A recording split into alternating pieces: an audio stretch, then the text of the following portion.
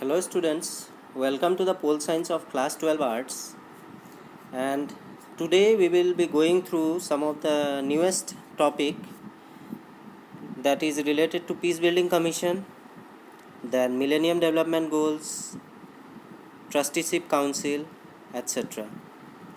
These are all the agencies that are under UN, and previously we have studied about the agencies like ILO, UNICEF, UNESCO, etc.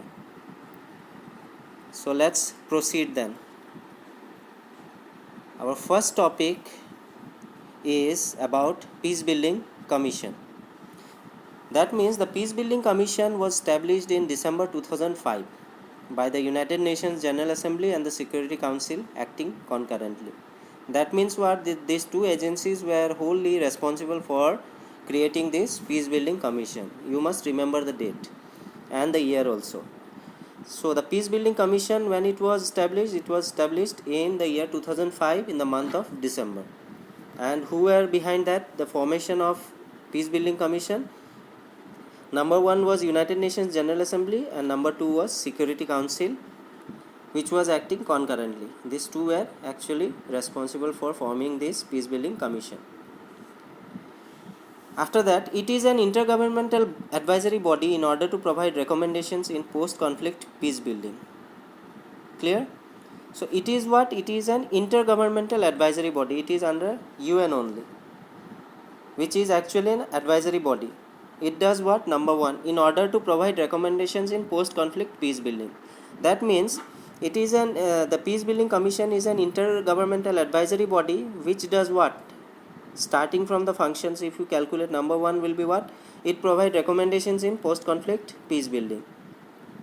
Clear? Post-conflict peace building means post-conflict areas. You assume that one area where already some conflict has occurred. So after that, what are the process through which in the same place where conflict had occurred, what are the procedures, what are the recommendations that is given by the Peace Building Commissions, after which that area can be again restored to its normalcy.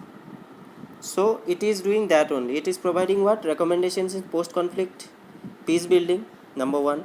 Number two, it works for the recovery also of the post-conflict areas.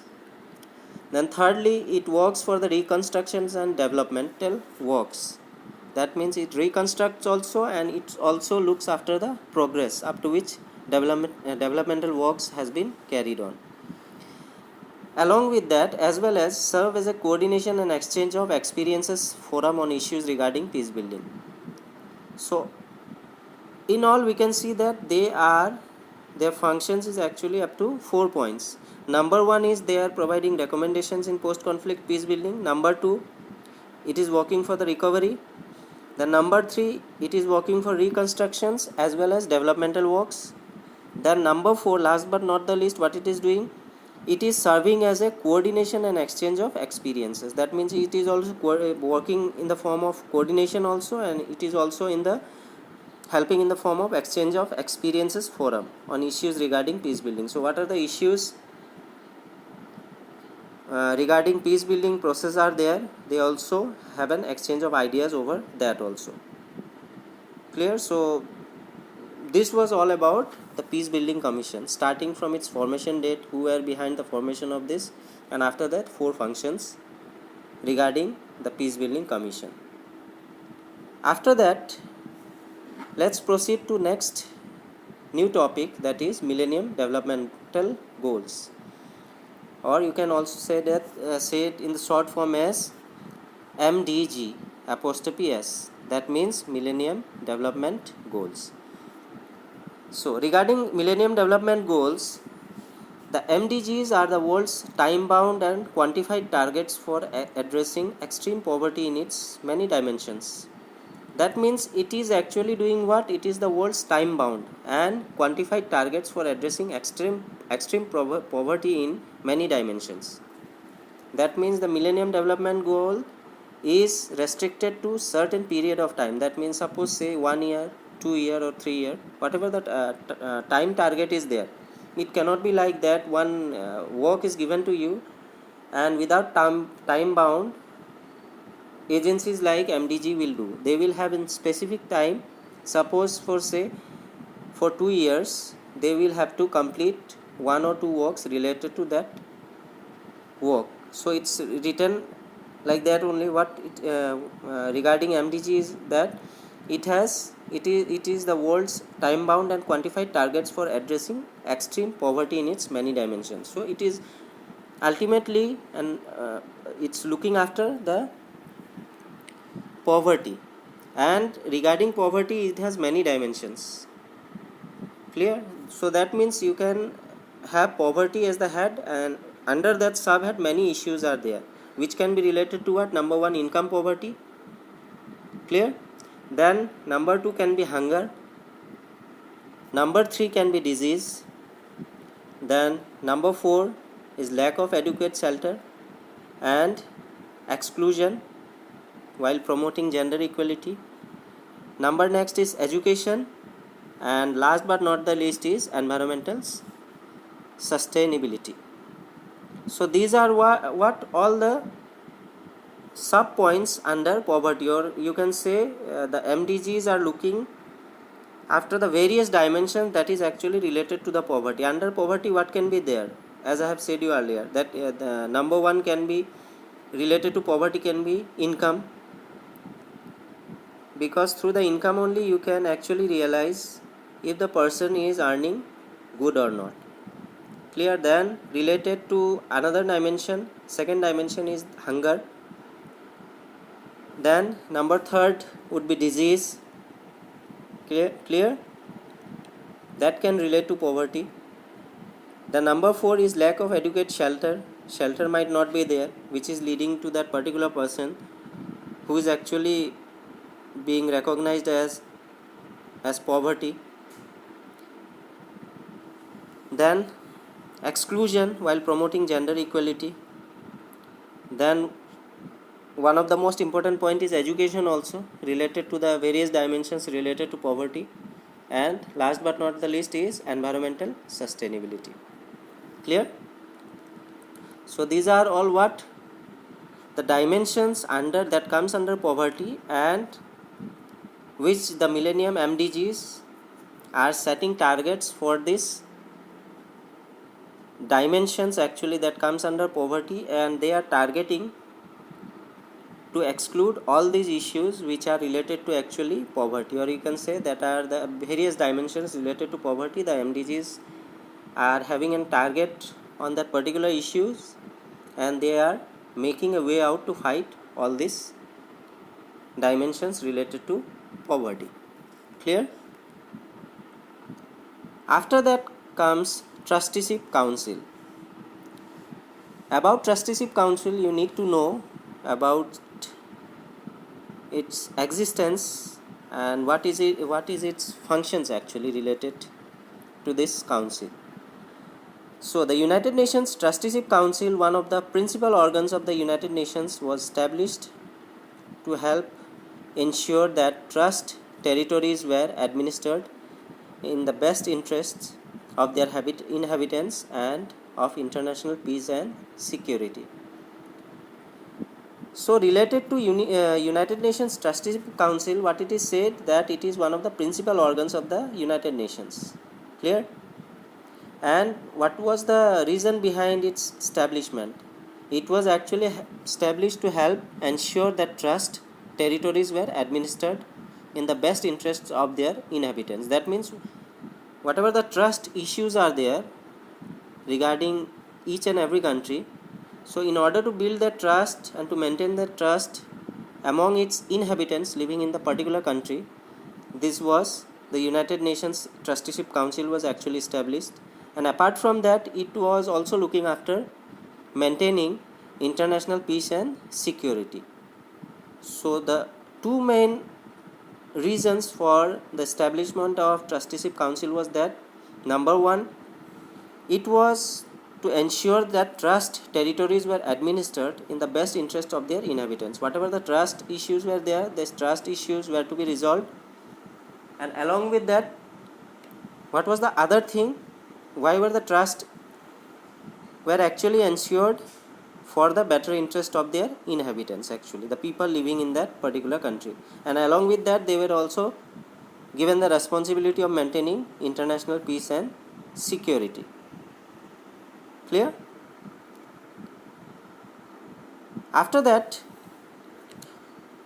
one more point is there regarding very important point, that as you know that India has not been included as a permanent member, but recently in the month of June India was included as the non-permanent member. If you remember, non-permanent member consists of 10 member countries. So recently India was elected for a term period of 2 years. But we are not reading about non-permanent members. We will today read about what challenges to India's inclusion as a permanent member of UN Security Council. So what are the reasons actually why India is not included as a permanent member apart from that other 5 countries? So some countries including Pakistan question its inclusion. Number one challenge, or you can say number one problem also why India is not included is the reason that our neighboring countries like Pakistan, one of the countries, always questions in the UN about India's inclusion. Why? That means they are asking if India will be included as a permanent member, why it will be. After that, concerns about its nuclear capabilities. That means other countries or the member countries of the UN are always questioning about the nuclear capabilities of India. But as a citizen of the country, we know that India has the nuclear capabilities of its own, and they have stockpile of weapons, as we know, as we have read also in the topic name India's nuclear weapons in the updated version, whichever we read up to 2020, in which we read that India is a country of nuclear capabilities, actually having a huge stockpile of nuclear arms and weapons. After that, troubles with Pakistan will make India ineffective as a permanent member. So number 3 point is what? If there is ongoing trouble which is always going on with Pakistan, will make what? India ineffective as a permanent member. Clear? So if with neighboring countries, if India will suppose have a conflict or will have a warlike situation, then it will do what? If India is elected as a permanent member, so definitely that membership will be in danger or it may become ineffective.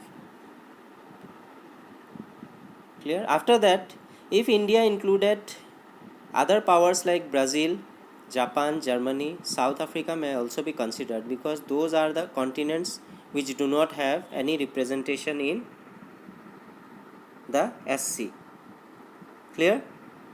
That means what?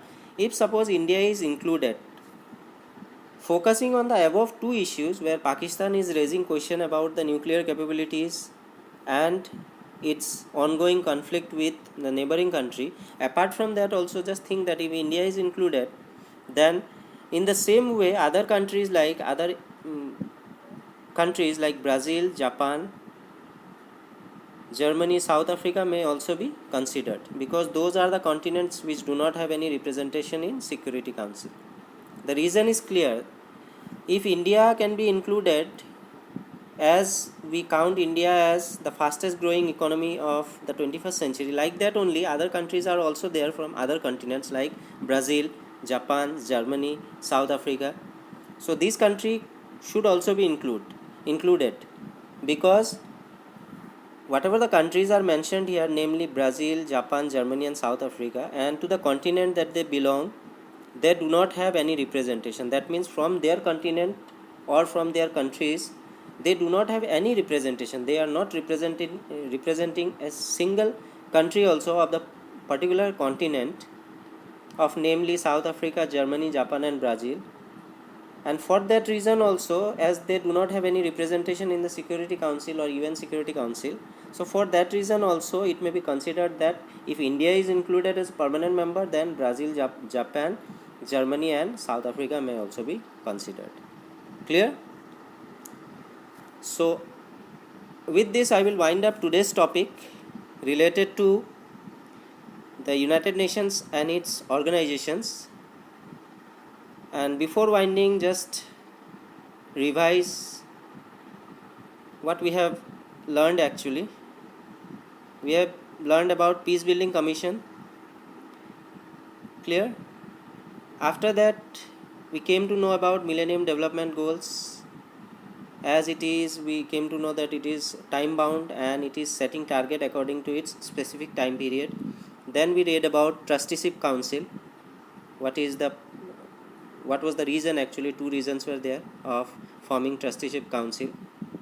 After that, one important point we read, as we know that India has been elected recently as non-permanent member, but we need to know that why India is not included as a permanent member. So we came to know about the various points under the heading challenges to India's inclusion as a permanent member of the UN Security Council.